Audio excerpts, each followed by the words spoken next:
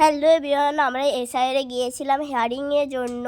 আমার বুনির কিছু ভুল এসেছিল, সেই জন্য। তো গাইস দেখো, আমরা বেরিয়ে গেছি, রাস্তাতেই আছে এখন আমরা।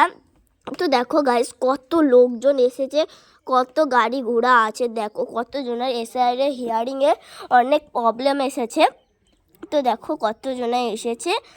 তো এইখানে দেখো কত ভিড়, কত কারণ অনেকই এসআইআরে ভুল হয়েছে। আর দেখো দেখো গাইস, পঞ্চায়েতে কত ভিড়, কারণ আমাদের এখানে পঞ্চায়েতই এসেছে। তো দেখো এটা হচ্ছে আমাদের রামগোপালপুর পঞ্চায়েত। তো দেখো এখানে রাস্তায় কত ভিড়, আর পুলিশও এসেছে এত ভিড়ের জন্য। তো দেখো ভেতরেও যত ভিড়, বাইরেও ততটা ভিড়। তো টোকেন কেটে আমাদেরকে ভেতরে যেতে হবে, কারণ এটা টোকেনের সাহায্যে আস্তে আস্তে এগুচ্ছে। 10 জনের ভেতরে যাচ্ছে, 15 মিনিট পর আবার চলে আসছে, এরকম করেই আসতে হবে। তো দেখো আমি আমার বুনি বসে আছে, আর আমি এখানে ফোন দেখতে দেখতে করে খাচ্ছি। তো দেখো চারিদিকে অনেকই ভিড়, আর এখানে কফি মেশিন।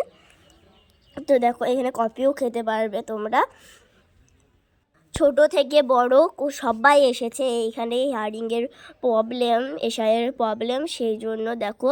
তো আমরা অনেকই লোকজন এসে গেছিলো, সেই জন্য 11টার সময় শুরু করবে।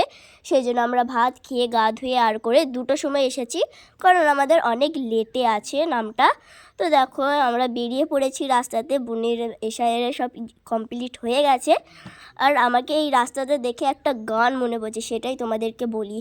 এই পথ যদি না শেষ হয় তবে কেমন হতো তুমি বলো তো, তুমি বলো, আচ্ছা তুমি বলো। এই পথ যদি না শেষ হয় তবে কেমন হতো তুমি বলো তো। আর ওইখানটা পেছনটা দেখছি রে, কত শুকনো, আর এখানটা দেখো চাষ করেছে মানুষ, কি সুন্দর সবুজ সবুজ।